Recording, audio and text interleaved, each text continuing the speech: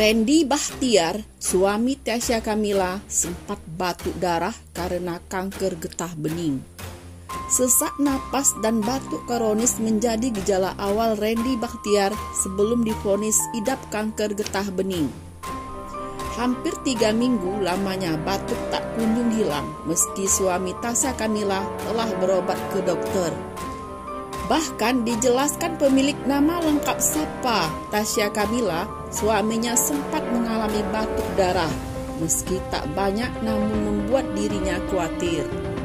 Suatu hari Randy batuk, batuknya itu mengeluarkan darah, tapi enggak banyak juga sih darahnya, tutur Tasya Kamila bersama Randy Bahtiar dikutip dari kanal YouTube. Karena batuk berdarah, suami Tasya Kamila memeriksakan kondisinya ke dokter spesialis paru-paru.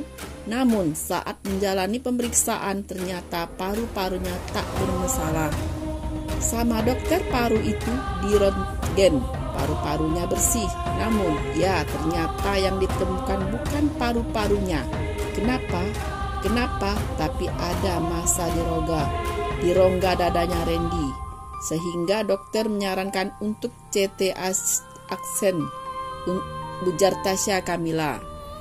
Tasya Kamila dan suami mengikuti saran dokter untuk menjalani CT scan. Ternyata benar saja ada hal yang janggal dalam tubuh Randy Bahtiar. Ternyata hasilnya benar, ada massa. Terus kelihatan dari hasil CT scan ukurannya ditulis 90,2 kali 55 mm, tebalnya 10, ucap Randy. Biopsi menjadi langkah berikutnya yang dijalani suami Tasya Kamila, itu untuk mengetahui apakah yang ditemukan saat CT scan adalah tumor, jaringan lemak ataukah kanker. Ternyata hasil biopsinya itu timoma, itu tumor di kelenjar timus. Timus juga salah satu bagian dari getah bening, tutur Tasya. Nah, bagaimana pendapat Anda?